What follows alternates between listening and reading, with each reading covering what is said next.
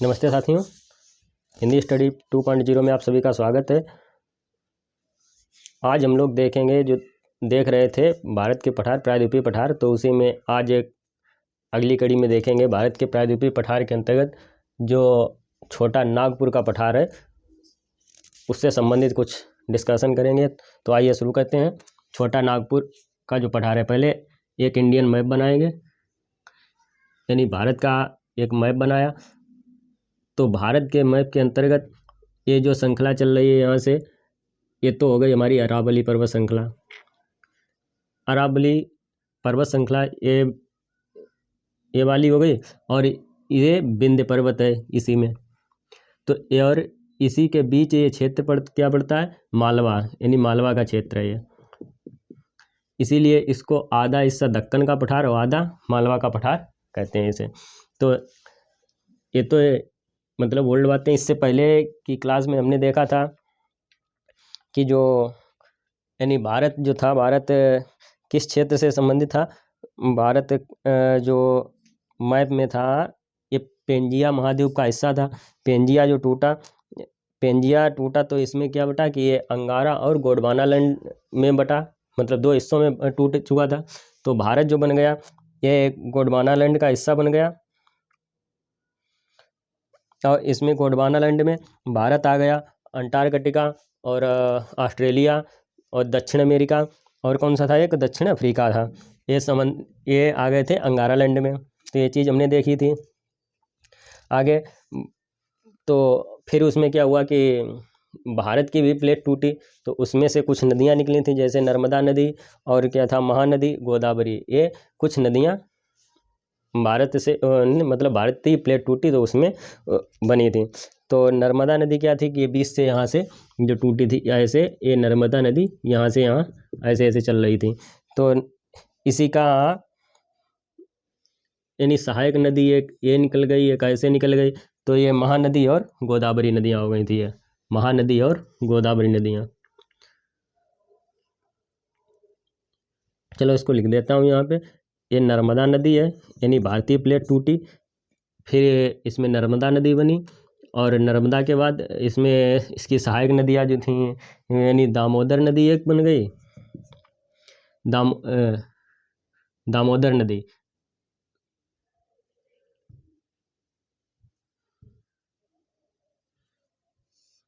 दामोदर नदी ये बन गई, दामोदर नदी। और उसके बाद एक नदी बनी, दामोदर के बाद बनी गोदावरी, एक गोदावरी नदी बनी। ये तो भारतीय प्लेट टूटी उस समय की बनी हुई नदियाँ थीं। इसी लगभग वही लगभग 300 मिलियन ईयर्स की समथिंग, अप्रॉक्स 300 मिलियन ईयर्स की बात होगी, उस समय ये नदियाँ बनी थीं। इनमें क्या है, इनमें भारत जो ये नदियाँ बनी, तो नदियाँ क्या कहीं अपने साथ अवसाद लेकर आएँ। इस क्षेत्र में अवसाद यानी इकट्ठे किए, यहाँ पे ये डेल्टा बनाती हैं अपने अपने क्षेत्रों में। तो वहाँ पे क्या किया इन्होंने, जो बहुत से जीवाश्म जो थे वहाँ पे दब गए, यानी वहाँ पे वनस्पतियाँ थीं, अवसाद लाने से वनस्पतियाँ दब गईं। दबने से वहाँ पे मतलब भारी मात्रा में कोयला एकत्रित हो गया, कोयला बना। तो इसीलिए कोयला क्या है कि झारखंड में कोयला सबसे ज़्यादा वहीं पे निकलता है, झारखंड में। तो वहाँ क्यों निकलता है, क्योंकि नदियाँ जो थीं आर्कियन युग में बनी होंगी, लगभग 300 मिलियन साल पहले वहाँ वनस्पतियाँ थीं, वो दब चुकी थीं। तो ऐसे तो बना ये यहाँ पे कोयला था। भारत का जो लगभग 98% कोयला है वो इसी झारखंड एरिया में पाया जाता है, यानी इसी क्षेत्र में पाया जाता है, इन्हीं नदियों के आसपास। और क्या है कि भारत जो था, भारतीय हिस्सा पहले जो मतलब शुरुआत में ये दक्षिण का हिस्सा हुआ करता था। जैसे भारत का यहाँ पे मान लीजिए भारत का ये मैप है,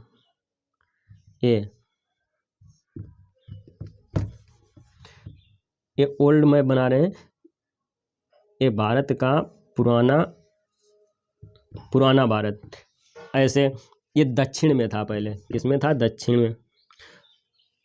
फिर क्या हुआ, ये मतलब ऊपर बढ़ता गया, तो ये यहाँ आ गया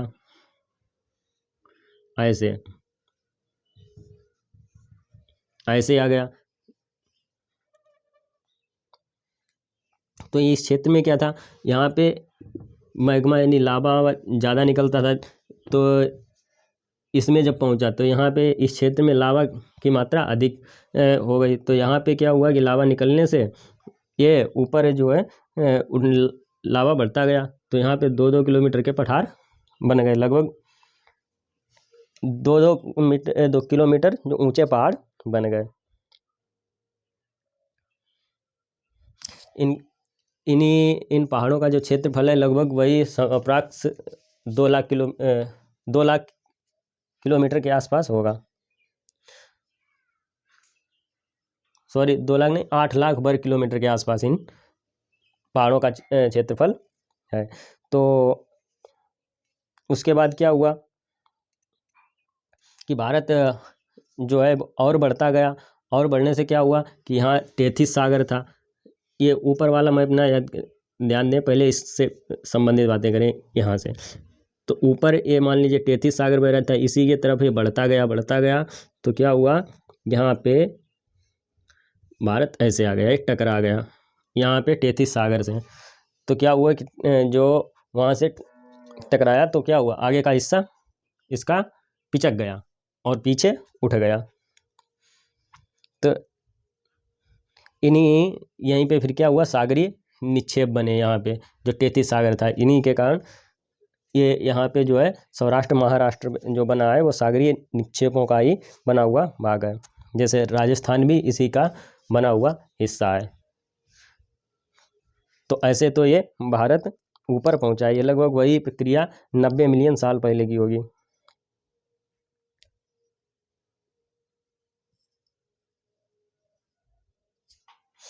ये प्रक्रिया लगभग आर्यन साल पहले, मतलब जो आर्यन काल था उसमें हुई होगी। तो आइए देखते हैं आगे। ये तो हमने देखी भारत पहले था, हिस्सा किसका था, भारत दक्षिण में था और धीरे धीरे ऊपर बढ़ता गया।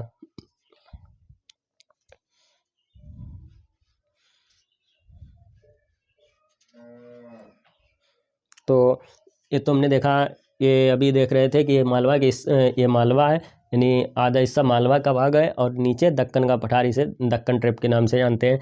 तो इसी में ये जो हिस्सा है छोटा नागपुर का पठार है। इसी में क्या है कि ये जो मुख्यतया 2 भाग हैं इसके, एक उत्तर का हिस्सा, एक दक्षिण का हिस्सा। दक्षिण रांची पड़ता है तो मुख्यतः झारखंड, उड़ीसा और छत्तीसगढ़ के ही लगभग, यानी ये दोनों जो हिस्से हैं झारखंड, उड़ीसा और आसपास छत्तीसगढ़ के कुछ हिस्से भी हैं। तो यहीं पे ये पठार है हमारा छोटा नागपुर का पठार। और इसी में बुंदेलखंड यहाँ पे लगभग ये जो है आर्यन काल में बने होंगे, लगभग आर्यन काल के हैं। कौन से बुंदेलखंड, ये पिछली क्लास में बताया था। इसमें छोटा नागपुर का पठार इसी में है। ये जो छोटा नागपुर का पठार देख रहे हैं, ये देख रहे हैं, और ये मुख्यतः किसके हिस्सा हैं, अभी बताया झारखंड, उड़ीसा और छत्तीसगढ़ के हैं। तो क्या हुआ कि इसमें ये बीच से एक नदी निकल गई। तो ये उत्तर में बट गया, रांची मतलब दक्षिण में बट गया। तो नदी कौन सी निकली, दामोदर नदी। यानी इस पठार के बीच, छोटा नागपुर के पठार में एक दामोदर नदी निकली। और दामोदर नदी में क्या है कि ये यहाँ से जब निकली तो यहाँ पर अपने साथ अवसाद लाई। तो यहाँ पे पहले क्या होगा कि यहाँ पे पहले नदी नहीं थी, तो यहाँ पे पर्वत वनस्पतियाँ होंगी। वनस्पतियों जो थीं वो दामोदर नदी अपने साथ बहाकर अवसाद लाई। अवसाद उनके ऊपर से जमा हो गए, तो यहाँ पे वो वनस्पतियाँ दब गईं। दबने से यहाँ पे यानी प्रक्रिया हुई, कई मिलियन साल की प्रक्रिया हुई, तो उसमें कोयला बन गया। यहाँ पे सबसे ज़्यादा इसीलिए कोयला पाया जाता है इन क्षेत्रों में। इसी क्षेत्र में गारो हिल की पहाड़ियाँ हैं, ये गारो हिल की पहाड़ियाँ हैं। और यहीं पे क्या है, हजारीबाग भी है। हजारीबाग में क्या है, राजमहल की पहाड़ियाँ भी हैं। राजमहल की पहाड़ियाँ कहाँ हैं, हजारीबाग में ही हैं। और इसमें क्या है कि ये जो हिस्सा है, मान लीजिए ये वाला,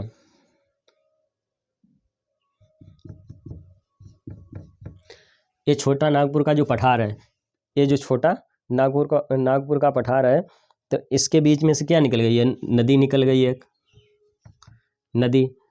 ये जो नदी निकल गई तो इसने इसको दो हिस्सों में बांट दिया। इसी के पास में क्या है कि ये गारो हिल की पहाड़ियाँ यहाँ पे हैं। ये तो हमने देखा कि गारो हिल की पहाड़ियाँ भी हैं।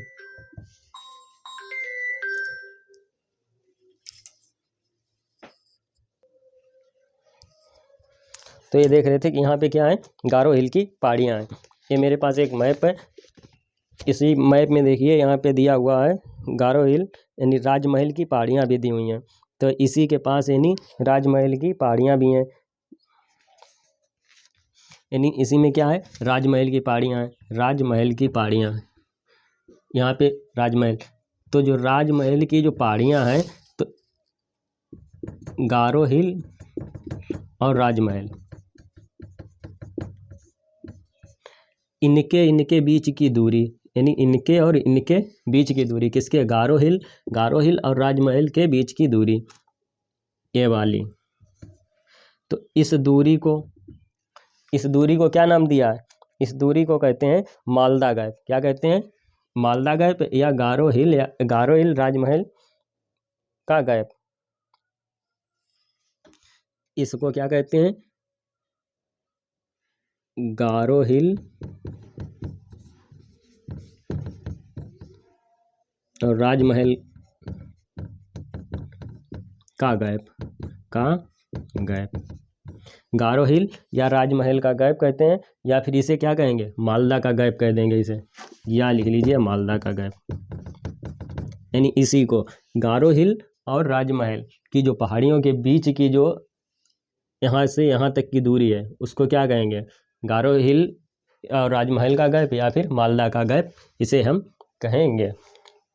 आगे इस क्षेत्र में क्या है कि इस क्षेत्र में कोयला तो है ही अधिक, लेकिन जो ठोस जो चट्टानें हैं, यहाँ पे ठोस है, जैसे ये इस क्षेत्र में और इस क्षेत्र में लोहा भी अधिक है। इन क्षेत्रों में लोहा भी है, मैग्नीज भी अधिक मात्रा में पाया जाता है। मैग्नीज के साथ साथ इसी क्षेत्र में हमारा आभ्रक भी अधिक निकलता है, यानी यहाँ पे लिख लीजिए इसी क्षेत्र में, इन क्षेत्रों में। तो इसमें क्या निकलता है? लावा भी निकलता है, लोहा भी पाया जाता है इन्हीं क्षेत्रों में, आभ्रक भी पाया जाता है इसमें, मैग्नीज भी पाया जाता है इसमें कुछ मात्रा में,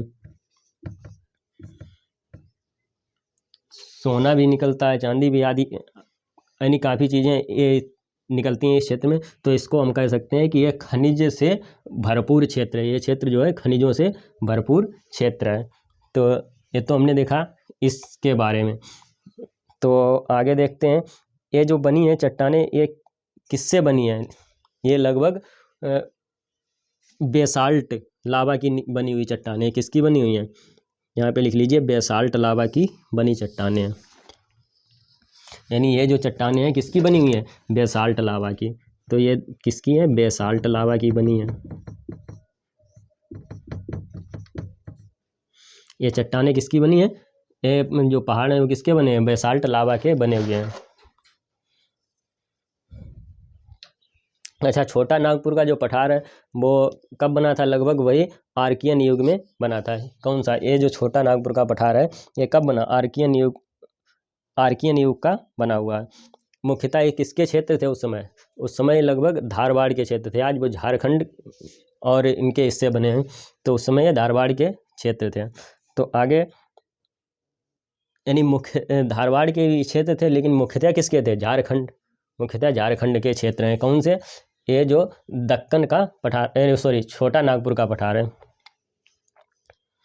इसमें क्या है? ये तो बता चुके हैं, ये खनिज से भरपूर है। इस क्षेत्र में खनिज सबसे अधिक मात्रा में है। लोहा हुआ, अभ्रक हुआ, यानी, और ये जो यहाँ पे नदियाँ निकली हैं, नदियों के पास ही क्या होता है? कोयला निकलता है। तो सबसे ज़्यादा यहाँ कोयला भी पाया जाता है।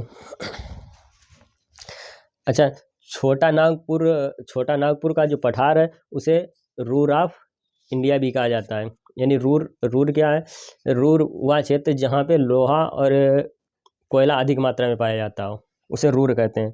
या ये कैसा शब्द है? या जर्मन का शब्द है। तो यहाँ लिख दीजिए यानी इसी छोटा नागपुर के पठार को क्या कहते हैं, रूर ऑफ इंडिया भी कहा जाता है, रूर ऑफ इंडिया।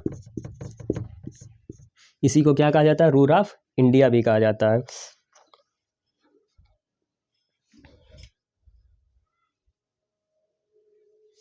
अच्छा, रूर ऑफ इंडिया के बाद इसी क्षेत्र को और क्या कहेंगे, इसे mineral heartland of India भी कहा जाता है।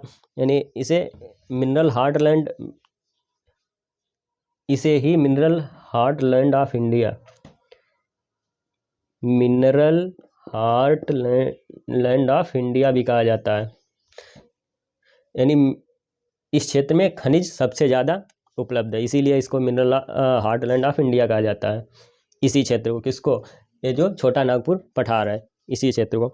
तो आगे इसमें विशेष रूप से क्या है, विशेष रूप से ये झारखंड है, उस क्षेत्र को ये चीज़ मान्यता अधिक प्राप्त है, क्योंकि इसी क्षेत्र में सबसे ज़्यादा 40% खनिज पाए जाते हैं। तो ये तो हमने देखा छोटा नागपुर के बारे में। अच्छा, इसी क्षेत्र में क्या है कि राजमहल की पहाड़ियाँ भी थीं, ये भी हमने देखा। और इसमें कुछ खास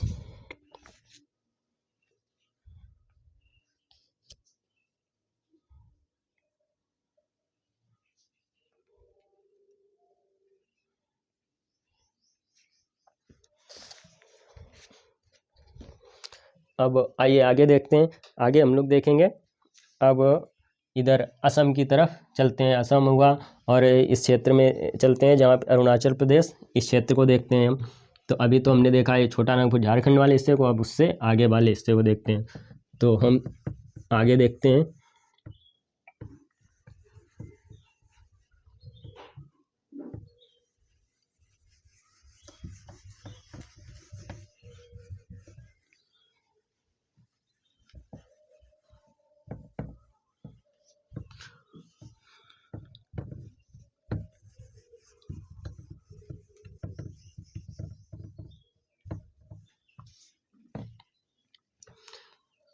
इसी में आगे है, अब हम लोग देखेंगे असम। असम में क्या है कि असम में जो यहीं पे हमने देखा था अभी राजमहल की पहाड़ियाँ जो थीं,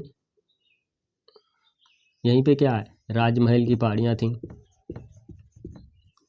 राजमहल, यानी ये कुछ पहाड़ियाँ थीं। और यहीं पे राजमहल के पास ही पारसनाथ, पारसनाथ की पहाड़ी है, यहीं पे पारसनाथ, पारसनाथ की पहाड़ी। अच्छा, पारसनाथ की जो पहाड़ी है इस क्षेत्र की सबसे ऊंची चोटी है। पारसनाथ की जो पहाड़ी के पास ही है, यानी राजमहल और पारसनाथ के पहाड़ी में ही यहाँ पे एक क्या है कि सबसे ऊंची चोटी, लगभग वही 1365 मीटर के आसपास, यानी यहाँ की सबसे ऊंची चोटी है पारसनाथ की चोटी।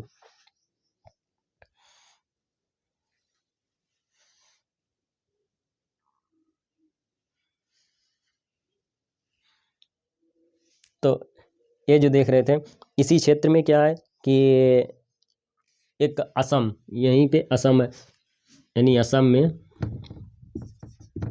असम में क्या है, असम में एक कुछ जनजातियां पाई जाती हैं। जनजातियों के नाम क्या है, जनजातियों के नाम क्या है, गारो हो गई, खासी, जयंतिया, ये जो असम की जो जातियां थीं वहाँ की जातियां हैं। तो उन्हीं के नाम पर यहाँ पे कुछ पहाड़ों के नाम हैं।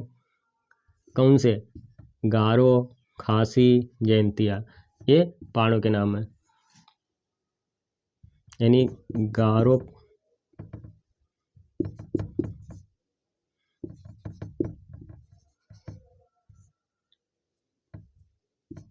जयंतिया, असम में ही ये पाई जाती हैं।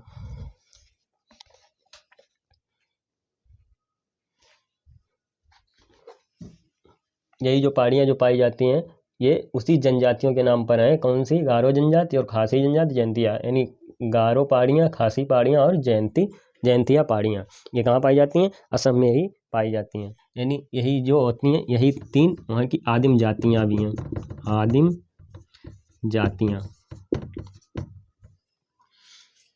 ये इस क्षेत्र की जातियाँ भी हैं।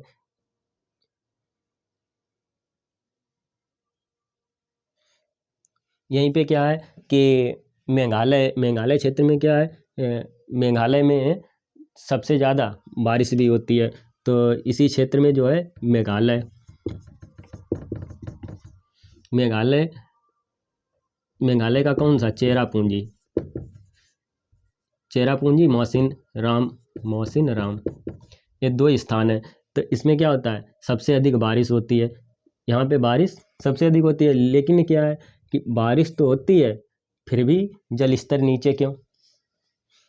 इस क्षेत्र में बारिश तो है लेकिन फिर भी क्या है, पानी का अभाव है इस क्षेत्र में। क्यों? क्योंकि यहाँ पे जो पर्वत है वो तो मान लीजिए पर्वत पठार हैं, जो पानी आता है पानी तो नीचे चला जाता है, रुकता नहीं है। ना रुकने की वजह से पानी बह जाता है, और पानी बहने की वजह से वाटर लेवल जो है वो जल्दी क्या होता है कि पानी ज़मीन के अंदर नहीं जा पाता है। एक तो ये कठोर चट्टानें, कठोर चट्टानों में पानी ऊपर ही ऊपर निकल जाता है, अंदर जा नहीं पाता है। इसीलिए यहाँ पे क्या है कि बारिश तो होती है लेकिन सबसे ज़्यादा यानी पानी का अभाव है इस क्षेत्र में।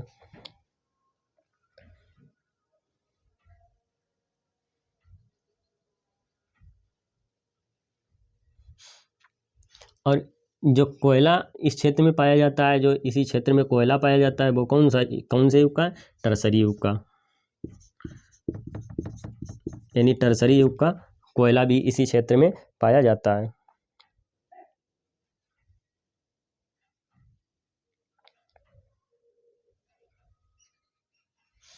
अच्छा, जो गारो है, गारो में ही क्या है, गारो में एक नोकेक चोटी भी है। गारो में एक नोकेक चोटी भी है। इसी मैप में दिया हुआ है कि गारो में एक नोकेक चोटी भी है इसी क्षेत्र में। तो यहाँ की सर्वोच्च चोटी गारो में नोकेक चोटी।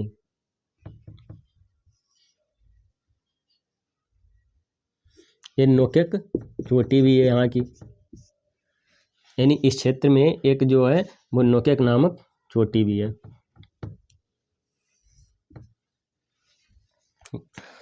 आगे कि और जो खासी है, खासी में शिलांग चोटी है। खासी इस क्षेत्र में इसमें क्या है कि इसमें भी एक चोटी है। इसमें कौन सी चोटी है? सिकांग चोटी।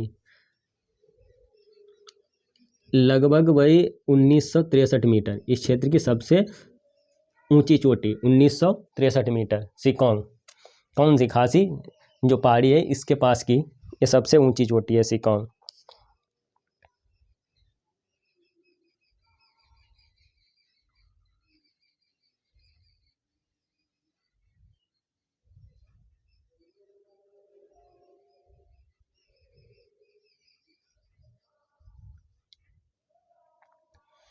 तो ये तो हमने देखा इस क्षेत्र के बारे में, जाना कि यहाँ की चोटी कौन सी है।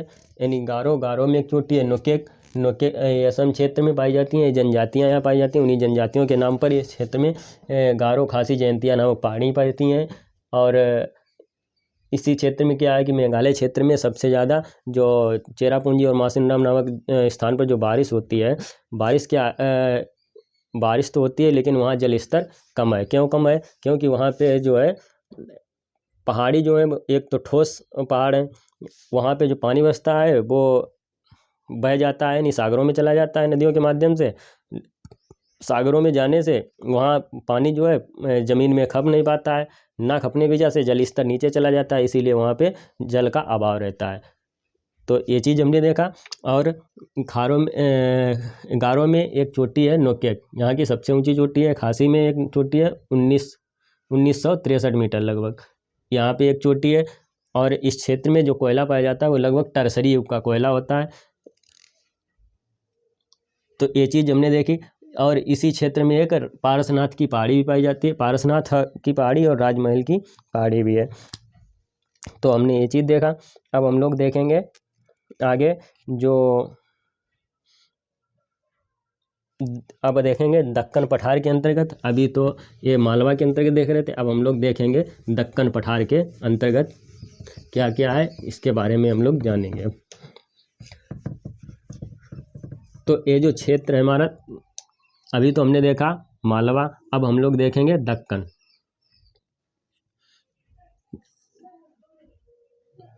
मान लीजिए नर्मदा नदी, सॉरी,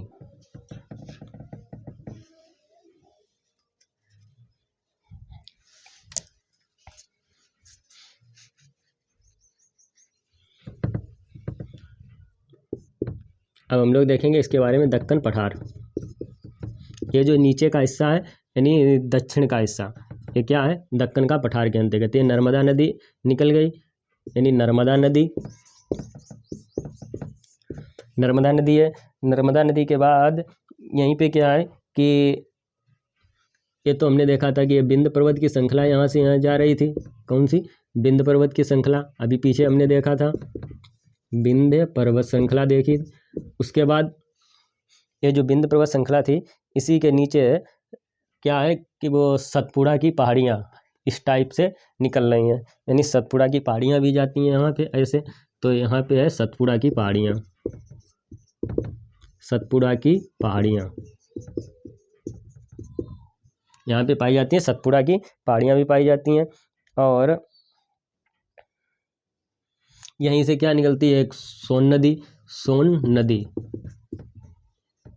सोन नदी यहीं पे क्या है, अमरकंटक है, अमरकंटक, यानी सोन नदी और अमरकंटक।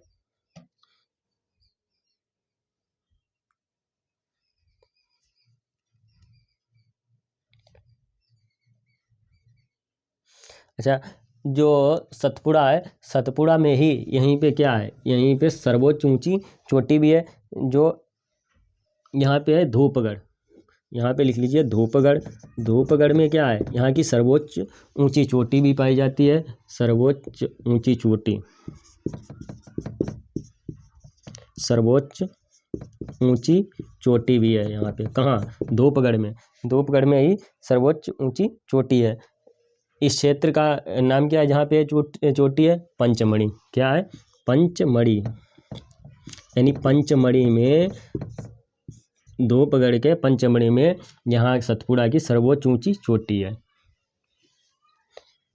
तो ये चीज़ हमने जाना। अब हम यहीं पे एक नदी है, हसदो नदी,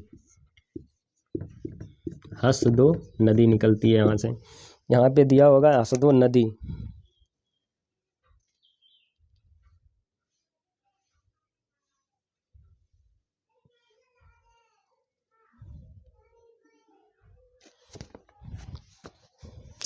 इसी क्षेत्र से निकलती है हसदो नदी।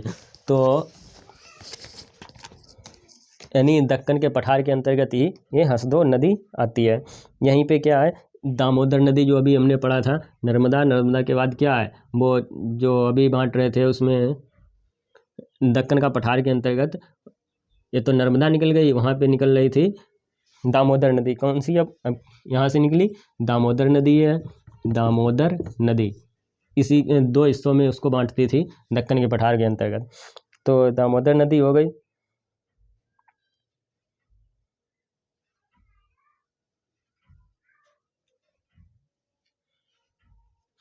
ये तो हमने बताए थे। इस क्षेत्र में सबसे ज़्यादा खनिज भी पाए जाते हैं, और खनिज के साथ साथ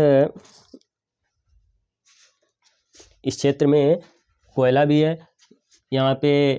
इसीलिए इस क्षेत्र में जो कंपनियां हैं, स्टील प्लांट हो गया, और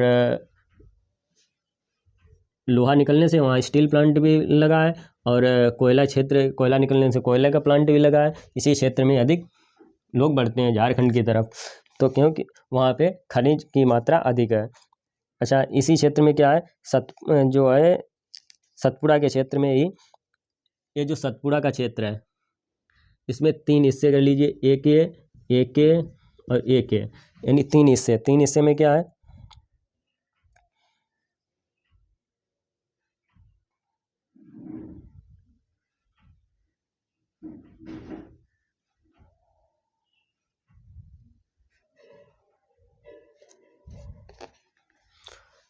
तीन हिस्से क्या, इसको ऐसे रखिए। इसी क्षेत्र में जो ऐसे निकल रहा है, तो यहाँ पे जो पहाड़ियाँ पाई जाती हैं ऐसे ऐसे ऐसे, इसको बनाइए पर्वत की तरह।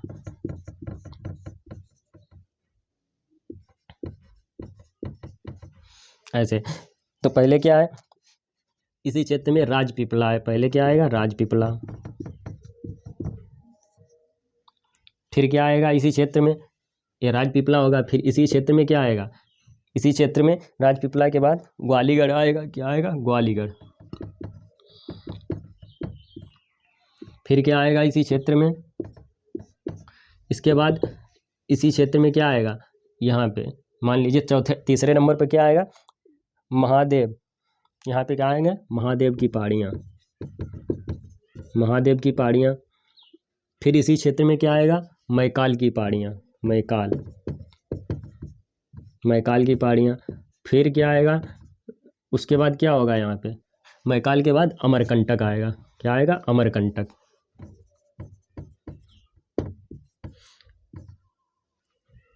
अमरकंटक से ही नर्मदा नदी निकलती है।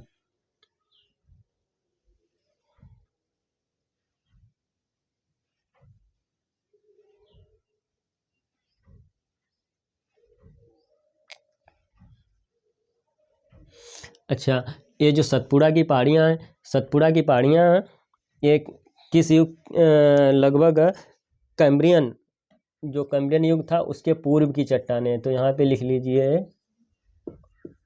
कैम्ब्रियन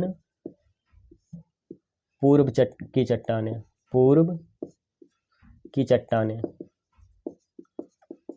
ये जो है सतपुड़ा की, ये किसकी, कब की हैं, कैम्ब्रियन के पहले की चट्टानें हैं। तो ये चीज़ हमने देखा। अब देखेंगे जैसे अभी एक उसमें क्या नाम, अभी तो बताया था कि जमशेदपुर में क्या लगा है, एक स्टील प्लांट लगा है, क्योंकि उस क्षेत्र में सबसे ज़्यादा खनिज की मात्रा अधिक है, इसीलिए वहाँ पे सबसे ज़्यादा कंपनियाँ अपना उद्योग बढ़ाती हैं।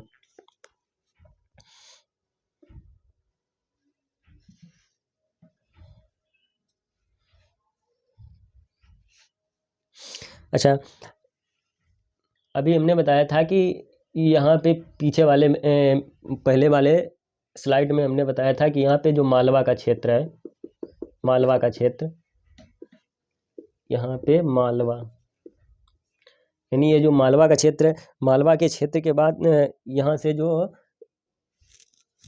बहती है, अमरकंटक से निकलती हुई नदी है, अमर जो बहती है, कौन सी, नर्मदा नदी, नर्मदा नदी। नर्मदा नदी जो है ये, इसकी जो चट्टानें हैं वो किस शैल की बनी है, आग्नेय शैल की। आसपास की यानी जो चट्टानें बनी हैं वो किसकी हैं, आग्नेय शैल की चट्टानें हैं, आग्नेय शैल की। अच्छा, उसके बाद यहीं से आगे क्या है कि ताप्ती नदी निकलती है। ताप्ती नदी मैप में देखिए कहाँ पे है, ताप्ती नदी,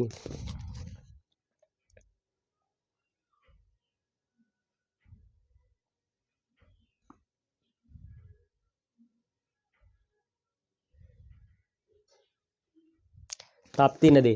ताप्ती के बाद यहाँ से निकली, मान लीजिए ये मैंने ऐसे बनाया,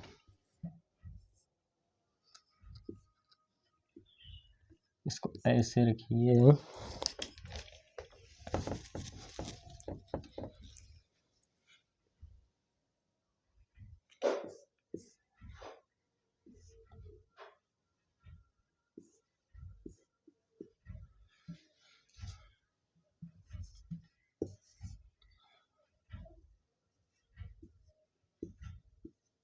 ये नर्मदा नदी मान लीजिए आ रही है, ये ताप्ती आ रही है। तो नर्मदा बता ही चुके हैं आग्नेय शैलों की बनी हुई है, नर्मदा के आसपास का क्षेत्र आग्नेय शैलों का बना है, आग्नेय शैल, आग्नेय शैल। इसी के बाद ये ताप्ती है। ताप्ती क्या है, ये जो है इसकी चट्टानें कैसी हैं, आसपास की कठोर चट्टानें, यानी कठोर चट्टानें, कठोर किसमें होती हैं, जहाँ पे चूना पत्थर अधिक होता है, यानी ग्रेनाइट की बनी हुई है। किसकी बनी हुई है, ग्रेनाइट की बनी हुई है। ये जो क्षेत्र है इसके आसपास का जो क्षेत्र कैसा है, ग्रेनाइट का। अब कब बना होगा, लगभग वही आर्कियन युग में।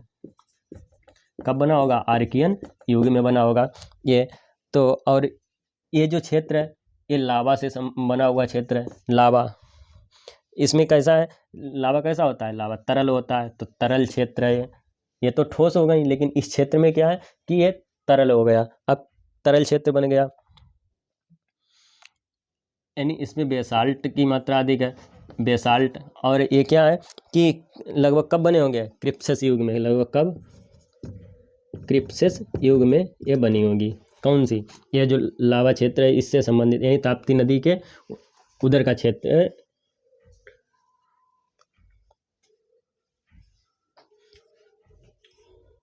तो ये ताप्ती नदी के साइड का जो क्षेत्र है वो किससे बना है, लावा से बना है। लावा कैसा होता है, तरल। तरल होने से वहाँ पे बेसाल्ट की मात्रा अधिक है। और किस युग में बनी, क्रिप्सस युग में बनी, ये हमने देखा।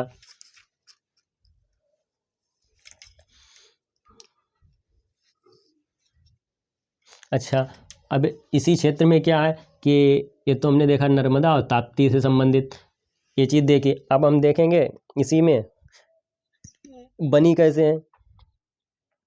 ताप्ती नदी के इधर साइड में क्या है कि भ्रंश के द्वारा, यानी यहाँ पे क्या है, भ्रंशन, यहीं पे भ्रंशन घाटियाँ हैं। ये है भ्रंशन घाटियाँ, इसी के पास में क्या है, भ्रंशन घाटियाँ हैं। यहीं पे क्या है कि ये दक्कन का पठार उसके बाद मिलेगा। यहाँ पे अभी मैंने पीछे बताया था कि ये दक्कन का पठार, यहाँ पे ऐसे बना लीजिए, दक्कन का पठार, दक्कन का पठार। और कौन सी नदी जाती है यहाँ पे, नर्मदा नदी। इनको दो हिस्सों में बांट देती है, तो नर्मदा हो गई, यानी नर्मदा नदी इनको दो हिस्सों में बांट देती है।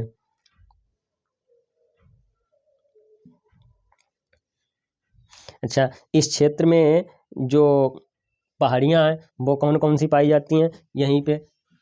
एक तो ये जो घाटियों का निर्माण हुआ, उसके बाद यहाँ पे कुछ पहाड़ियाँ भी बनी होंगी। पहाड़ियाँ कौन कौन सी हैं, एक तो अजंता की पहाड़ियाँ हो गई, अजंता के बाद सतनामा की हो गई, सतनामा के बाद क्या नाम, बसाल्ट की हो गई, उसके बाद गोदावरी, उसके बाद हरिश्चंद्र। ये ऐसे कुछ पहाड़ियों का निर्माण हुआ। तो हम यहाँ पे लिख देते हैं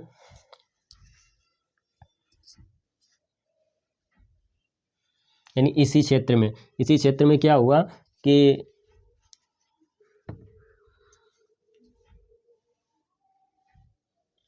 ऐसे ही लिखते हैं, इसी क्षेत्र में। चलो इसको मिटा के दोबारा बनाते हैं, दोबारा लिखते हैं इसको।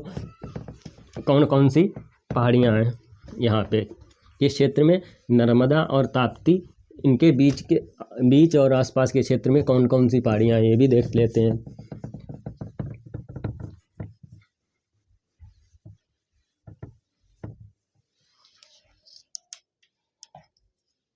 मान लीजिए ऐसे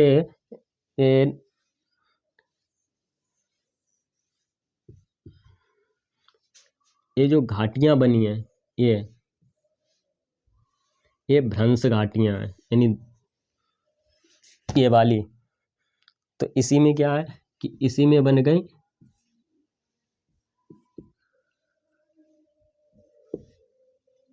ये अजंता की गुफा, अजंता की पहाड़ियाँ, ये बन गई अजंता की पहाड़ियाँ। फिर क्या हुआ कि इसी क्षेत्र में अजंता के बाद ये जो पहाड़ी है यहाँ बनी है, ये वाली पहाड़ियाँ, ये पहाड़ियाँ किससे बनी हैं, ये किससे बनी, सॉरी, सतनाम। ये कौन सी पहाड़ियाँ, इनका क्या नाम है, सतनाम की पहाड़ियाँ, सतनामा की पहाड़ियाँ, ये बन गई। उसके बाद क्या हुआ कि ये वाली पहाड़ियाँ हैं, ये जो बनी, ये कौन सी हैं, बसाल्ट की पहाड़ियाँ कही जाएंगी। कौन सी, बसाल्ट की पहाड़ियाँ। उसके बाद ये कौन सी है, हरिश्चंद्र की पहाड़ियाँ, हरिश्चंद्र की पहाड़ियाँ। ये क्या, ये हमने बनाया था दक्कन का पठार, दक्कन ट्रैप, दक्कन का पठार का हिस्सा टूटा। तो ये ऐसे यहाँ पे इतनी तो पहाड़ियाँ अजंता, सतनामा, बसाल्ट और हरिश्चंद्र की हैं। तो दक्कन का पठार कैसा है, मुलायम है। दक्कन का पठार कैसा है, मुलायम है, यहाँ लिख लीजिए। यानी कैसा है ये क्षेत्र, मुलायम है। क्यों मुलायम है, क्योंकि यहाँ से नदियाँ निकली, नदियाँ अपने साथ जो है बहाकर अवसाद बहाकर लाई, उनसे बना है ये पठारों का निर्माण हुआ। तो यहाँ से बहाकर लाई, वो तो लाई, लेकिन इनका क्या हुआ, इनका अपर्दन हुआ। अपर्दन होने से यहाँ पे जो है मैदान बने। तो इसीलिए यहाँ पे ये इनको मुलायम कहते हैं, मुलायम पर्वत घाटियाँ हैं ये।